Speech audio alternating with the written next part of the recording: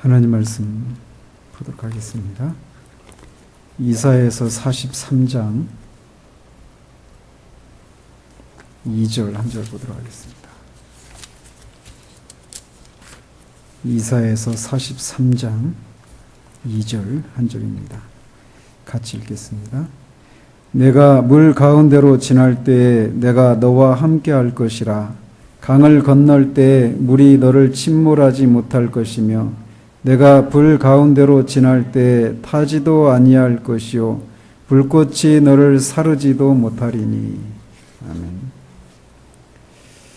네, 지난주까지 해서 원망이 그리스도인의 삶에 있어서 얼마나 합리적이지 않고 부당한 것인지 또 얼마나 악한 것인지에 대한 것들을 살펴보았습니다.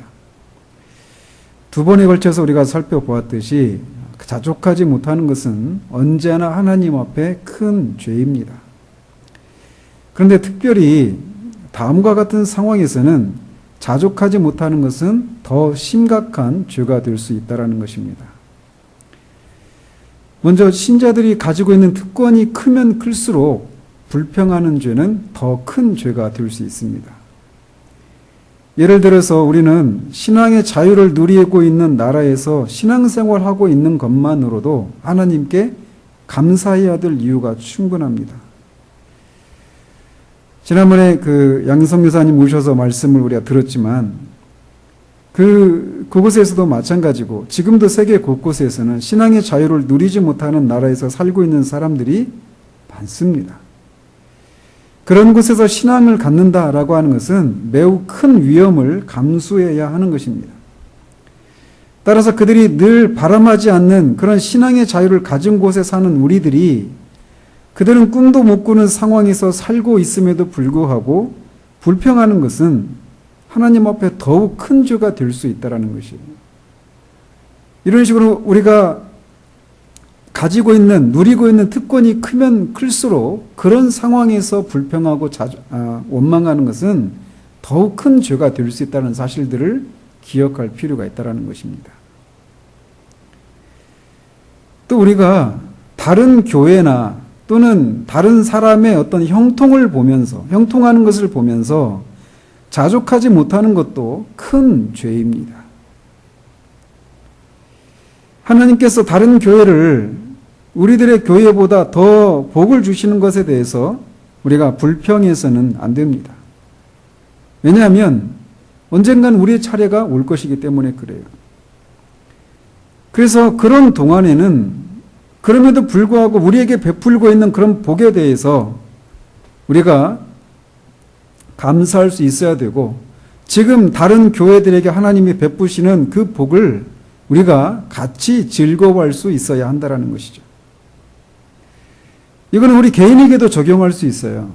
그래서 한 교회 안에서 교회 전체적으로 이 복을 받고 누리고 있는데 그 속에서 우리 개개인들이 우리 개인의 입장만을 지나치게 염려하면서 교회 전체가 누리고 있는 그런 복을 감사하고 그런 즐거움에 같이 동참하지 못하는 것은 큰 잘못이 될 수 있다는 겁니다.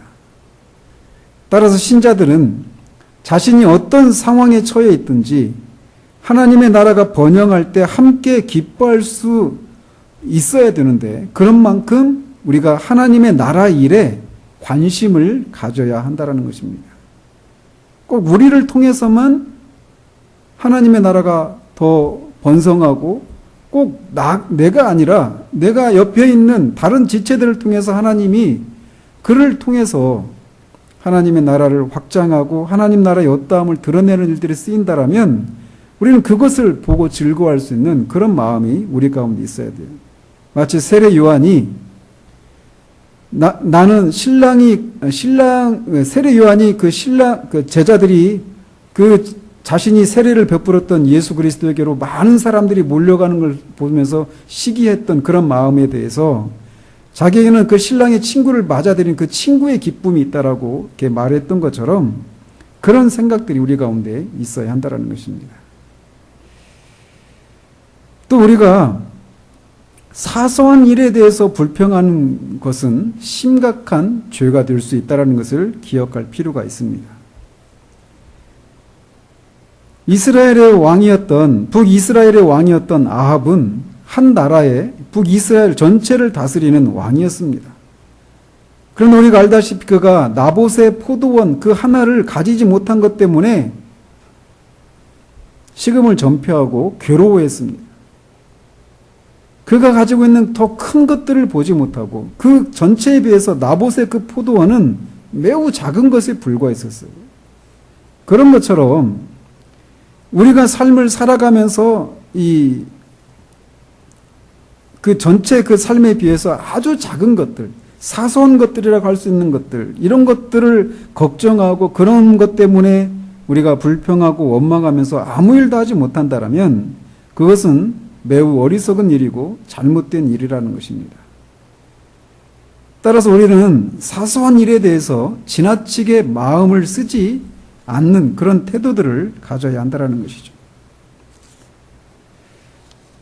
또 우리가 하나님으로부터 받은 것이 우리가 받고 있는 모든 것이 하나님의 은혜와 선하심으로 말미암아서이다라고 하는 사실을 알매도 불구하고 그런 속에서 불평하는 것은 더욱 큰 죄가 될 수 있습니다.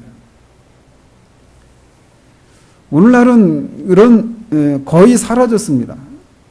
제가 어렸을 때만 해도 저희 집에도 저희 집도 굉장히 못 사는 가난한 집이었는데도 불구하고 가끔씩 이렇게 계절이 되면 어떤 그 장사하는 분들이 어떤 아주머니가 이렇게 왔었어요.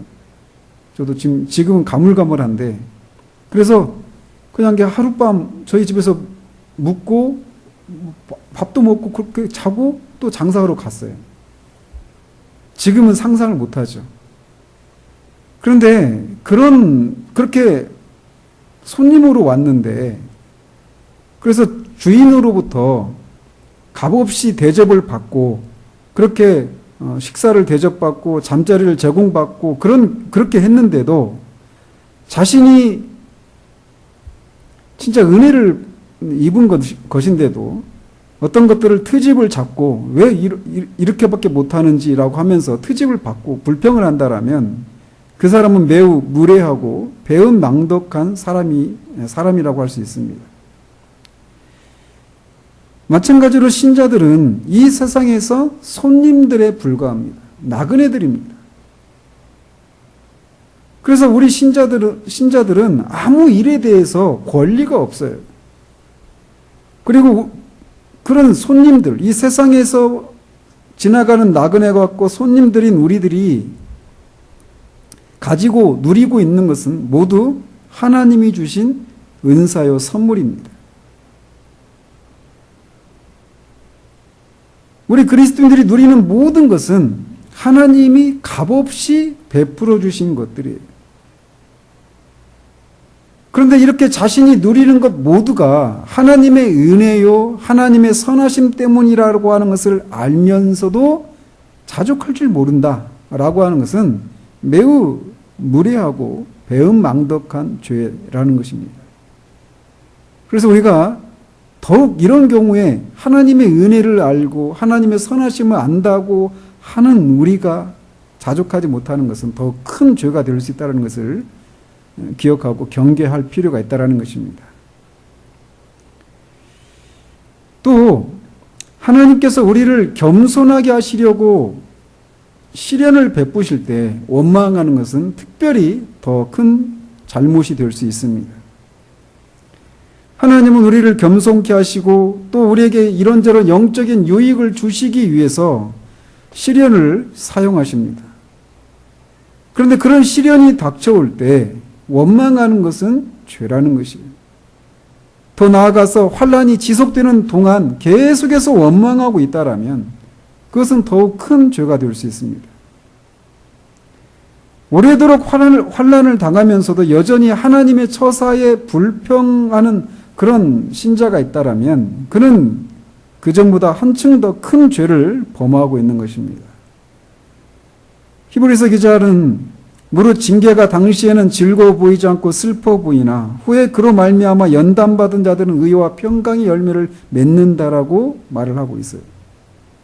그래서 하나님은 시련을 통해서 우리를 더 겸손케 하고 그 시련을 통해서 우리를 그리스도를 닮아가도록 하시기 위해서 그렇게 시련을 허락하신다라는 것이죠. 물론 처음에는 우리가 아직 어린아이로 출발하기 때문에 그런 시련과 환란이 닥칠 때 우리 그 시련의 의미가 왜 나한테 이런 일이 일어나는지 의미를 모르고 우리 영혼에 어떤 삐걱거리는 소리를 낼 수도 있어요. 그런데 믿은 지 오래된 그리스도인이면서도 환란의 때에 그런 속에서도 불평하고 만족하지 못하는 그런 생각을 갖는 것, 그런 마음의 태도를 갖는 것은 매우 부끄러운 일이고 하나님 앞에 큰 죄가 될 수 있다는 것입니다. 그래서 우리가 이 예수를 믿은 지 오래되고 경륜이 그런 연륜이 오래되면 오래될수록 우리 안에서 그렇게 불평하고 자족하지 못하는 그런 모습들이 점점 사라져 가야 돼요. 처음에도 말씀드렸지만 사도는 이것을 배웠다고 합니다. 그래서 우리도 처음부터 이런 모습을 드러내지 못할 수도 있어요. 그러나 시간이 흐르면 흐를수록 우리가 그런 사람이 되어야 한다는 것이죠. 그런데도 우리는 종종 원망과 불평을 쏟아냅니다. 그러면서 그렇게 원망과 불평을 쏟아낼 때마다 나는 이런저런 이유 때문에 지금 불만족스럽다라고 하면서 여러 가지 핑계를 댑니다. 그런데 신자들이 그런 자신의 처지에 대해서 만족하지 못하는 핑계거리들은 대체로 다음과 같은 경우들이 있어요. 그리고 그런 핑계에 대해서 그런 핑계를 대면서 자족하지 못하는 경우에 어떻게 해야 되는지를 살펴보도록 합니다. 어떤 사람은 자신이 자족하지 못하는 것은 사실 자족하지 못하는 것이 아니라 단지 내가 처한 현실을 직시하고 있을 뿐이다라고 핑계를 대면서 그 어떤 상황 가운데 자족하지 못하는 모습을 보입니다.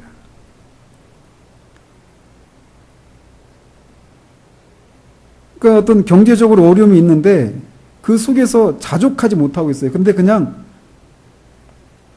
내가 불평하는 건 아니고 내 현실이 이렇다. 내가 경제적으로 어렵다. 또는 내가 어떤 관계에 어떤 어려움을 갖고 있다. 이렇게 하면서 자족하지 못하는 거예요.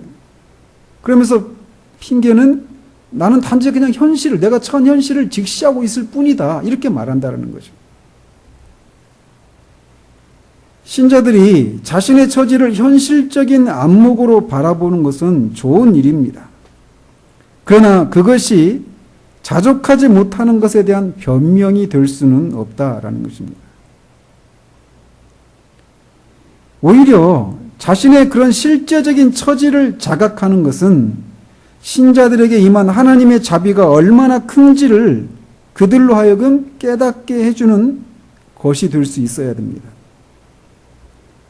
그런데 신자가 하나님의 자비보다 자신이 처한 어려운 입장에 관해서 더 많이 생각한다면, 그러면서 자족하지 못한다라면 그것은 자족하지 못하는 마음을 너무 관대하게 생각하고 있는 것이라는 것입니다. 우리가 처한 그런 현실적인 그런 처지를 분명하게 자각하는 그 일은 필요합니다. 그런데 그런 일이 우리가 하나님을 위해서 당연히 해야 될 의무들을 방해하는 것으로 작용해서는 안 된다라는 것이에요. 만일 그렇게 현실을 직시하는 것이 하나님을 향해서 우리가 마땅히 해야 될 그런 행해야 될 의무들을 방해하는 것이 된다면 그것은 우리가 하나님의 자비에 대해서는 생각하지 않고 우리의 문제에 대해서만 너무 많이 생각한 결과입니다. 오히려 우리가 처한 그런 진정한 처지를 자각하고 있다라면 내가 겪고 있는 것과 같은 환란을 다른 사람에게 내리지 않으신 것에 대해서 하나님께 감사할 수 있는 데까지 나아갈 수 있어야 되는 것이 우리들이에요. 그런데 그런 속에서 자죽할 줄 모르는 그런 잘못된 태도는 우리로 하여금 그렇게 우리의 문제를 계속해서 너무 많이 생각하면서 하나님의 자비를 생각하지 못하고 자족하지 못하는 그런 것은 결국 다른 사람들을 질투하는 것으로 이어지게 됩니다. 그래서 만약 우리 마음에 어떤 질투하는 마음이 생긴다라면 그것은 우리가 다른 사람에 대한 하나님의 자비를 충분히 생각하지 않고 우리 처지만 너무 많이 생각한 결과라는 사실이에요.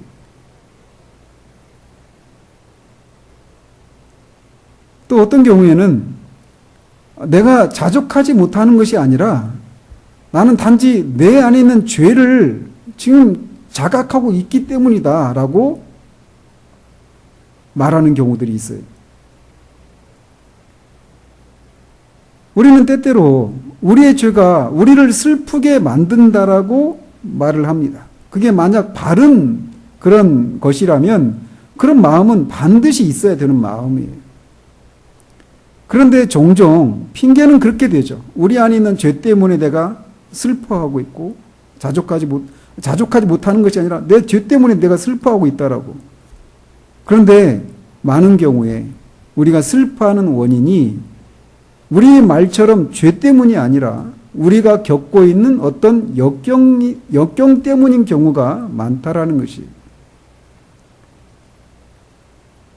그것은 하나님께서 우리에게 있는 어떤 어려움을 제거해 주실 때 분명하게 드러납니다. 어려움이 사라지면 그들은 더 이상 죄 때문에 슬프다라고 말하지 않아요. 그런 것을 통해서 내가 슬퍼했던 것은 죄 때문이다라고 하는 것이 사실이 아니라 사실은 어떤 어려움 때문이었다라고 하는 것을 드러내게 된다라는 것이죠. 따라서 우리는 진짜 우리가 우리의 죄 때문에 슬퍼한다라면 원망함으로써 죄를 더 가중시키지 않도록 주의해야 합니다. 원망하는 것은 우리가 그렇게 염려에 맞지 않는 우리 죄를 더 심화시킬 뿐이에요.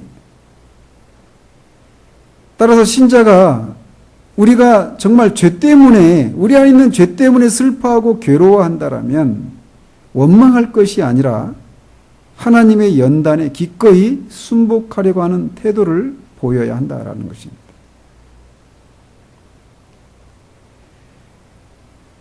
또 어떤 사람은 자족하지 못하는 것이 아니라 사실은 하나님이 나와 함께 하신다라고 하는 것을 내가 자각하지 못하기 때문에 내가 불행해서 그런 거야 라고 자신의 자족하지 못하는 것은 그런 핑계를 대는 경우들이 있습니다. 그러나 우리는 우리 자신을 속이지 않도록 조심해야 합니다. 우리가 어떤 큰 슬픔을 겪고 있는 경우들이 반드시 하나님의 임재를 하나님이 나에게서 거두어 가셨기 때문이다라고 하는 것을 의미하지 않는 경우들이 있다라는 거예요. 분명히 하나님의 임재를 우리에게서 거두어 가실 때 우리 영혼은 슬퍼합니다. 그런데 모든 슬퍼하는 슬퍼하는 모든 경우가 하나님이 우리에게서 임재를 거두어 가셨기 때문에 그것 때문에 슬퍼한다라고 말할 수는 없다라는 것입니다.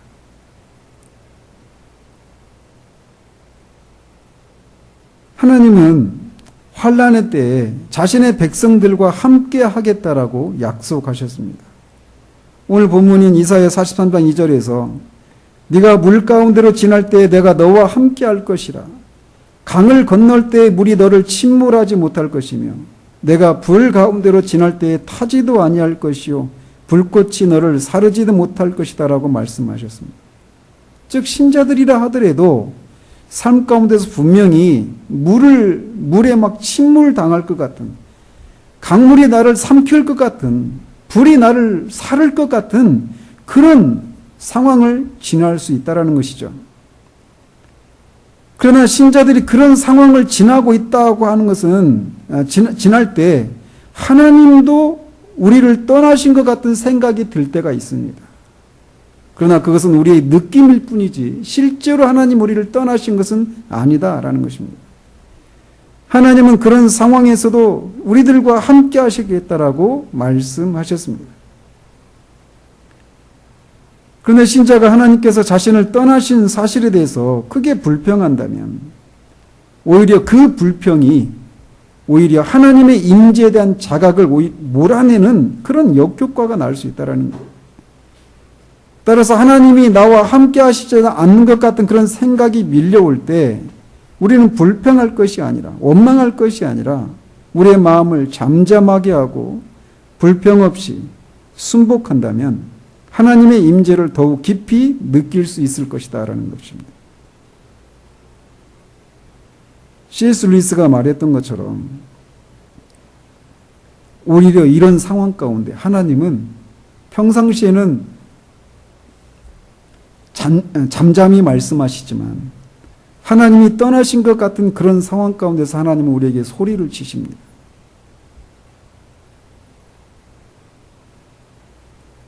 또 우리는 다른 사람이 우리를 너무 잔인하고 부당하게 대하는 것 때문에 나는 그것을 참을 수가 없다라고 하면서 자신이 자족하지 못하는 이유를 그런 이유로, 그런 핑계를 대는 경우들이 있습니다. 그래서 우리가 다른 사람에게서 부당한 대우를 받고 또 다른 사람들이 어떤 번영하는 그런 것을 보면 우리는 우리 안에서 우리의 생각이 우리의 마음의 평강이 깨지고 부당하고 억울한 그런 생각들이 밀려오게 됩니다. 그러나 그런 경우에 우리는 하나님은 아무리 악한 사람이라도 당신의 목적을 이루시는 데 사용할 수 있다는 사실을 기억하면서 그 속에서도 자족할 수 있는 법을 배워야 합니다.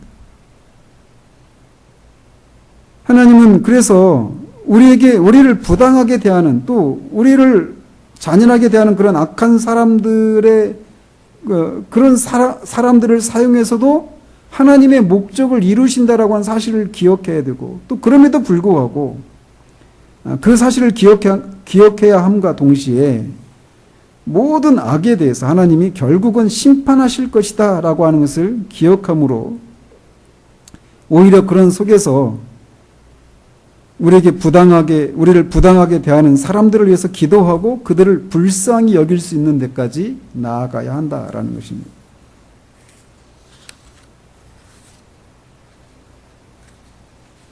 또 어떤 경우에는 내가 지금 겪고 있는 이 일을 내가 겪으리라고는 전혀 생각하지 못했기 때문에 나는 이것을 감당할 수 없다라고 핑계를 대는 경우들이 있어요. 그러나 우리 그리스도인들은 이 세상에서의 삶을 살아가면서 우리가 여러 가지 예기치 못했던 그런 문제들에 부딪힐 것을 각오해야 합니다. 사도 바울은 사도행전 20장 22절 23절에서 이렇게 말을 합니다. 보라, 이제 나는 성령에 매여 예루살렘으로 가는데 거기서 무슨 일을 당할는지 알지 못하노라. 오직 성령이 각 성에서 내게 증언하여 결박과 환란이 나를 기다린다 하시나 라고 말을 합니다. 우리들은 예기치 못했던 그런 환란과 시련이 있을 것을 각오해야 합니다. 그래야만 환란이 닥칠 때 하나님의 도우심으로 그것을 감당할 수 있게 될 것입니다. 예기치 못한 환란을 당할 때 우리는 반대로 예기치 못했던 하나님의 자비에 대해서 생각하는 것을 통해서 예기치 못한 환란 가운데서도 자족할 수 있는 법을 배워야 됩니다.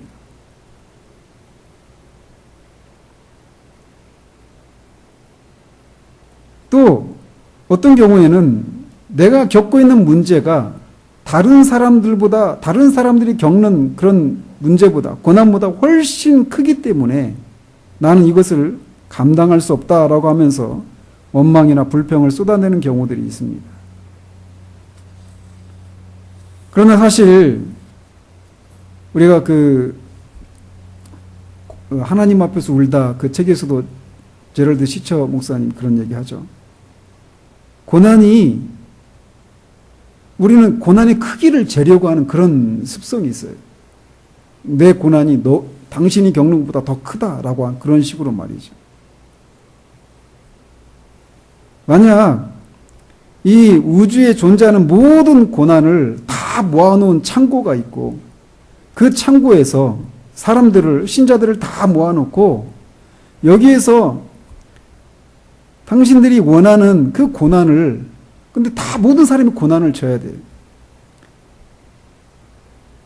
그럴 때 우리의 마음은 나도 다른 사람들이 겪는 그런 똑같은 크기의 고난을 겪고 싶다라고 하는 생각을 하게 될 것입니다.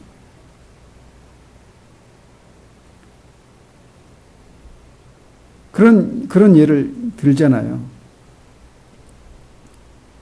자기가 이렇게 우리가 아까 불렀던 그 찬송가 가사에 있는 것처럼 우리에게 태인 십자가, 모두에게 십자가가 있거든요. 우리가 져야 될 그런 고난이 있어요. 내 거가 가장 크다라고 생각하죠. 그래서 그런 하늘나라의 그 창고에 있는 그 수많은 종류의 그 십자가들을 보고 그러면 네가 원하는 걸 가져가라 라고 했을 때 그 사람이 자기가 볼 때 저거면 내가 질만하다 싶어가지고 그 자기가 힘들어했던 그 십자가를 벗고 그걸 대신 졌다라는 거죠. 그런데 그 새로운 십자가를 지고 가려고 하니까 더 힘든 거예요. 볼 때는 쉬워 보였고 더 가볍고 질만하다 싶었는데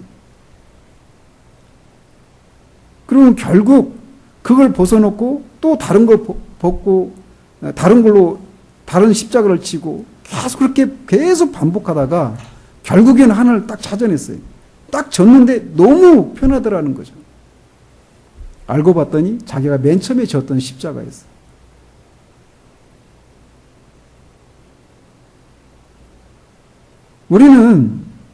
우리가 볼 때 다른 사람이 지고 있는 그런 십자가, 그 고난이 나보다는 더 나아 보이는 그런 생각들을 합니다. 그러나 그것은 우리가 다른 사람이 겪는 고난이 무엇인지 온전히 이해하지 못하기 때문에 그래요. 우리 볼 때는 더 큰 십자가, 더 무거운 십자가, 더 힘든 십자가처럼 보이지만 우리가 지고 있는 것이, 그리고 다른 사람들은 더 가볍고 질만하고, 고난은, 십자가는 그렇지 않습니다. 누구에게나 십자가는 십자가예요. 따라서 신자들은 우리가 겪고 있는 고난이 다른 사람들의 것보다 훨씬 크다고 불평해서는 안 됩니다. 왜냐하면 우리는 다른 사람이 어떤 고난을 겪는지 알 수도 또 이해할 수도 없기 때문에 그래요. 오히려 실제적으로 남보다 내가 지고 있는 그 시련이, 겪고 있는 시련이 더 크다면 오히려 그런 큰 시련을 견딤으로써 다른 사람들보다 하나님께 영광을 돌릴 기회를 더 많이 갖고 있는 셈이라는 사실들을 기억해야 됩니다. 그래서 그것이 자신의 삶에 하나님의 은혜가 얼마나 크게 나타났는지를 보일 수 있는 그런 기회가 되기 때문이죠. 그래서 내가 겪고 있는 문제가 다른 사람들의 문제보다 훨씬 심각하고 무거운 것이다 라고 하는 것도 사실은 핑계일 수 있다는 것입니다. 오히려 그런 상황이 하나님께 더 큰 영광을 돌려드릴 수 있는 기회로 삼아야 되는 것이 우리들이라는 것이죠.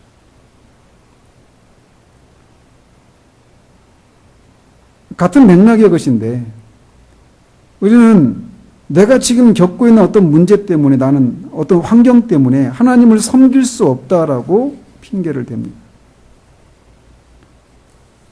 그래서 하나님을 섬기고 싶은데 어떤 환경 때문에, 예를 들면 사고를 당한다든지 질병이 생겨서 질병 때문에 계획이 틀어지게 되어서 자족할 수 없는 경우가 때때로 있습니다.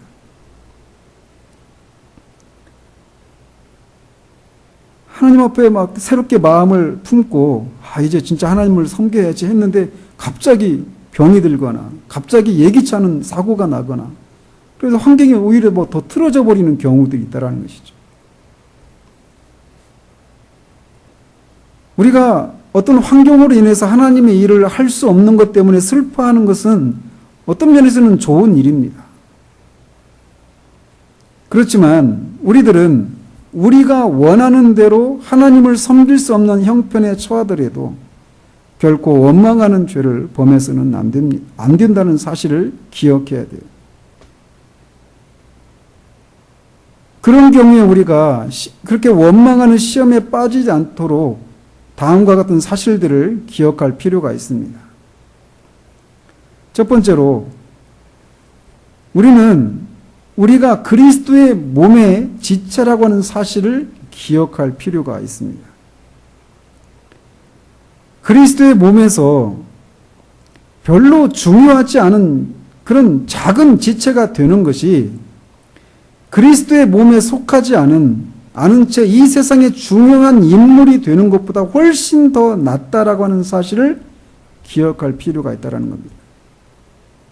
그래서 환경이 내가 원하는 바라는 그런 환경이 아니어서 하나님을 섬길 수 없는 것이 아니라 그런 상황이 아니라 하더라도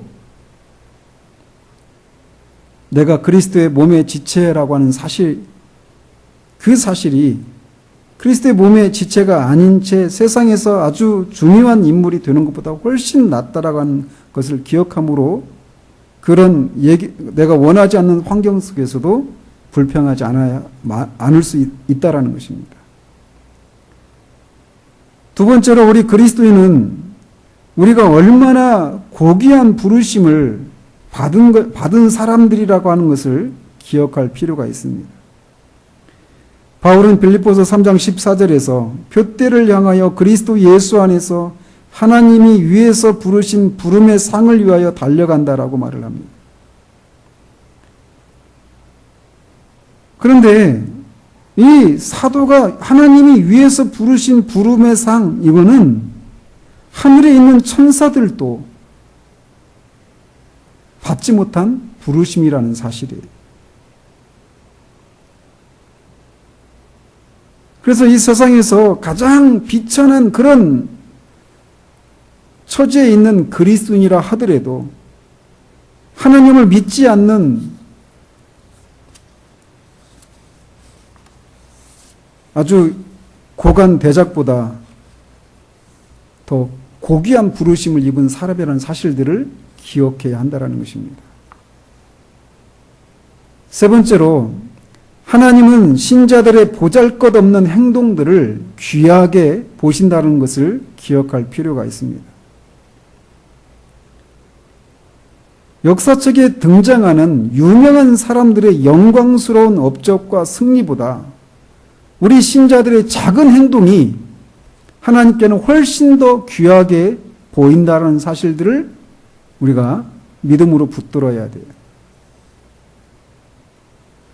네 번째로 하나님께서는 자신의 종들에게 어떤 모든 사람들이 주목할 만한 그런 업적을 쌓는 것보다 작은 일에서의 충성을 더 요구하신다는 사실들을 기억해야 합니다.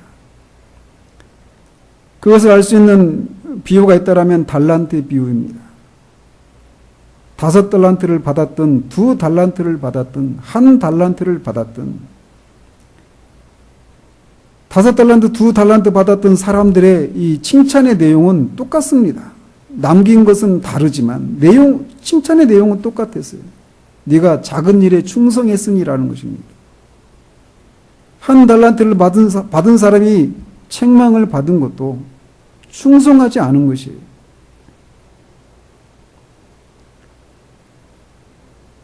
우리에게 맡겨져 있는 그 작은 일에 충성하는 것을 하나님이 어떤 큰 업적을 쌓는 것보다 더 중요하게 생각하신다는 것을 기억해야 됩니다. 신자들이 그 사실을 기억하고 신실하게 인내하고 그 우리의 환경이 우리가 기대했던 그런 환경이 아닌 속에서도 잠잠히 충성을 하면 하늘나라에서 영광스러운 면류관을 받게 될 것이라는 것을 기억함으로써 우리가 이 세상의 생활에서 격려를 받고 자족하는 데 도움을 주게 됩니다. 또 어떤 경우에는 내 환경이 너무나 불안정해서 나는 자족할 수 없다라고 불평하는 경우들이 있어요.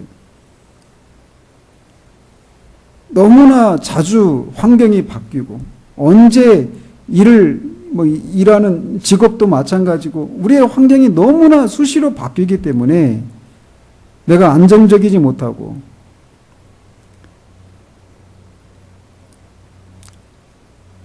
그것 때문에 내가 불행하다고 생각하는 경우들이 있어요.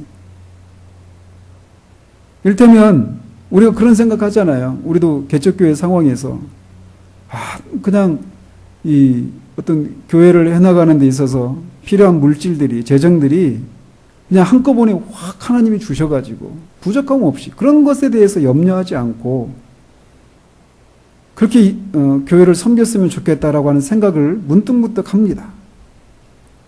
근데 그런 것처럼 우리가 어떤 그런 비슷한 생각들을 하는 경우들이 있어요.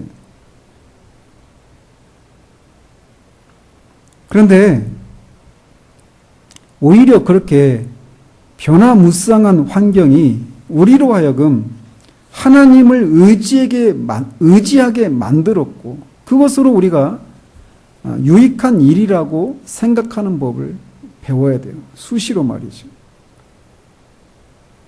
예수님께서는 제자들에게 일용할 양식을 위해서 기도하라고 가르치셨습니다. 그래서 안정된 그런 수입이 없는 그런 경우에 하나님께서 일용할 양식을 채워주시리라는 또 공급해 주시리라고 하는 믿음을 훈련할 수 있는 그런 장으로 삼을 수 있어야 합니다. 그래서 우리의 환경이 안정적이지 못하고 너무 불안정하고 변화무쌍하기 때문에 자족할 수 없다라고 하는 것도 우리가 자족하지 못하는 어떤 핑계거리가 되지 못한다는 것입니다. 오히려 그런 여건이 좋지 못하는 불안정하고 변화무쌍한 그 상황들이 오히려 하나님을 더욱 의지하게 하고 그런 것을 통해 우리의 믿음을 더 진작시키는 그런 것이 될 수 있도록 우리가 바꿀 수 있어야 돼요. 마지막으로 우리는 하나님께서 나를 갑자기 이렇게 비참하게 하셨기 때문에 자족할 수 없다라고 불평하는 경우들이 있어요. 그래서 때때로 우리는 하나님께서 옛날처럼 우리를 후하게 대하시지 않는다라고 하면서 불평하는 경우들이 있습니다. 그러나 그것은 이치에 맞지 않는 생각이라는 것이. 그래서 옛날에는 부자였고 물질적으로 어떤 어려움이 없었는데 갑자기 가난해지게 되고 사업이 망하고 가난해지게 되었 그런 상황이었다라면 오히려 그런 과거를 우리가 처하게 될 그 궁핍에 대비하도록 하기 위해서 번영의 때가 있었던 것이라고 생각할 수 있어야 돼요.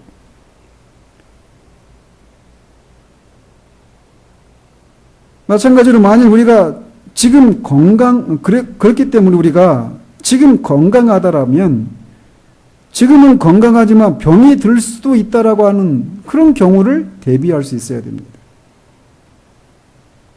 건강한 것을 지내서 하나님 앞에 감사하고 자족할 수 있어야 돼요. 그러나 건강할 때 우리가 병이 들었다 하더라도 병이 들 수도 있다라고 하는 것을 대비할 필요가 있다라는 겁니다.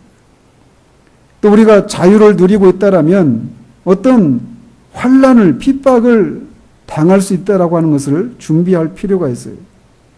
지금 우리가 평탄하고 조용한 삶을 살고 있다라면 언젠가 우리의 인생에 폭풍이 몰아닥칠 수도 있다라고 하는 것을 예비하는 것이 필요하다라는 것이죠.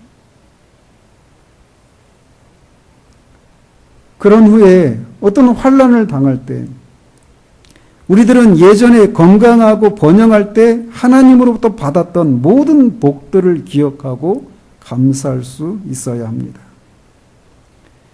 우리는 지금까지 우리에게 베풀어 주신 하나님의 모든 자비에 감사할 수 있어야 돼요. 지금까지 계속해서 하나님이 많은 자비와 은사와 선물들을 주시고 평탄한 삶을 허락하셨는데 잠시 우리가 어떤 어려움을 겪는 것 때문에 지금까지 우리에게 베푸신 그런 감사할 이유들을 다 잊은 채 지금 당장 겪고 있는 어떤 어려움들을 가지고 불평하고 원망한다라면 그것은 가당치 않은 것이라는 것이죠.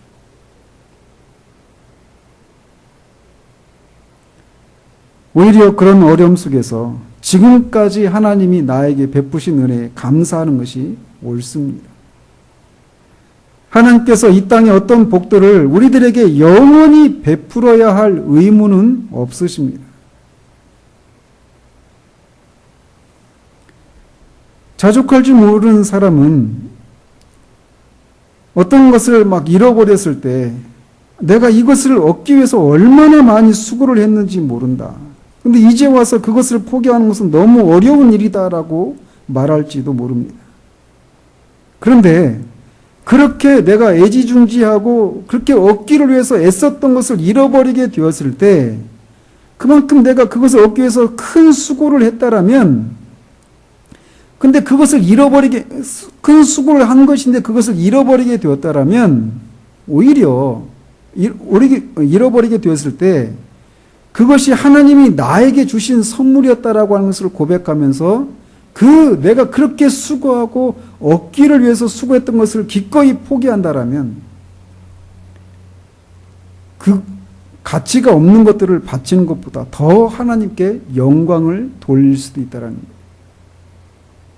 그래서 욥이 하나님이 베푸신 은혜들을 인해서 감사하고 하나님께 늘 경건하고 순전한 모습으로 살았을 때 하나님께 돌려드렸던 그런 영광보다 그런 것들을 다 걷어 가셨음에도 불구하고 내가 적신으로 왔으니 적신으로 돌아가는 것이 옳다 하면서 하나님 앞에 원망하지 않고 했던 것이 더 하나님께 크게 영광을 돌리는 일이었던 것처럼 하나님이 갑자기 우리의 삶을 흔드시고 어떤 어려움을 주셨을 때 그리고 그것을 잃어버리게 된 그것들이 우리에게 너무나 소중한 것들이었는데도 불구하고 그것을 잃어버렸을 때 기꺼이 포기할 수 있는 마음을 품고 하나님께 영광을 돌린다라면 그보다 가치 없는 것들을 바치는 것보다 더 하나님께 크게 영광을 돌리는 일이 될 수 있다는 사실들을 기억하면서 갑자기 우리의 삶이 그렇게 비참하게 되었을 때도 자족할 수 있는 그런 우리들이 되어야 한다는 사실입니다. 우리의 삶을 다시금 돌아보면서 내가 원망하지 않고 불평하지 않고 있어요 라고 하는 그런 상태에서 만족하는 것이 우리의 입장에서는 안 됩니다. 우리는 자족할 수 있어야 돼요. 이런 것들을 생각하면서 사도가 누렸던 또 사도가 도달하기를 원했던 그 삶의 지경에 우리가 모두 이루는 그런 우리들 되어지기를 우리 주님 이름으로 축원드립니다.